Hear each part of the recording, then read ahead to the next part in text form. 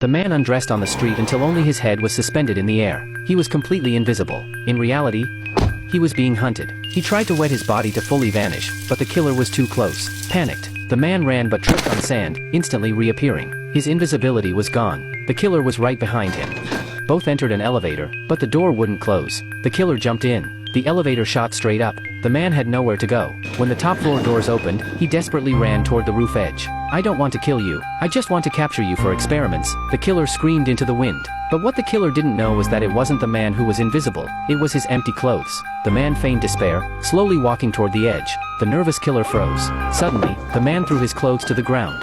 The killer stood paralyzed, believing he had just watched the invisible man plunge to his death. He collapsed in tears and was later taken to the hospital. Days later, a woman found the clothes on the street. She was his wife. She looked at the garments.